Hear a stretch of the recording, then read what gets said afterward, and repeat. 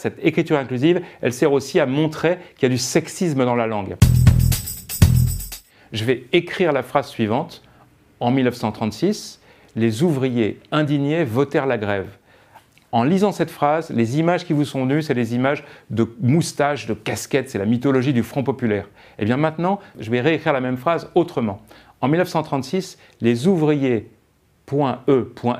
indignés.e.s votèrent la grève. Et bien là, vous avez vu que dans cette foule qui était indignée et qui a voté la grève, il y avait des hommes et il y avait des femmes, il y avait des ouvriers et des ouvrières. Cette deuxième façon d'écrire, ça s'appelle l'écriture inclusive. C'est un sujet dont on parle beaucoup en ce moment parce qu'il fait polémique. Dans la grammaire, il y a une règle qu'on a tous appris à l'école quand on était petit, c'était le masculin l'emporte sur le féminin. Je dois dire, par exemple en français, ce garçon et ses 20 filles sont beaux.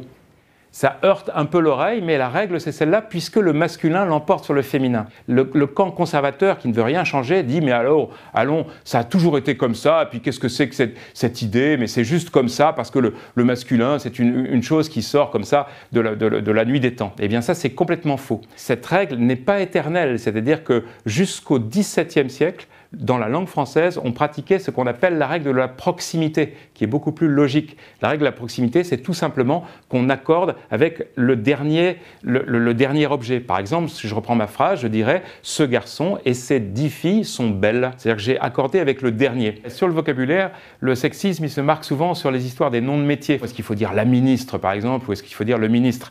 Eh bien, il faut savoir que cette question-là, elle se pose à peu près depuis la fin du 19e siècle. C'est-à-dire que depuis la fin du 19e siècle, en France, en Europe, il y a de plus en plus de femmes qui ont accédé à des métiers de pouvoir. Parce qu'auparavant, il y avait beaucoup de femmes qui travaillaient, mais elles ne travaillaient pas dans des métiers de pouvoir et ça ne dérangeait personne. On n'a jamais choqué personne qu'on dise une domestique. Sauf que quand on en est à...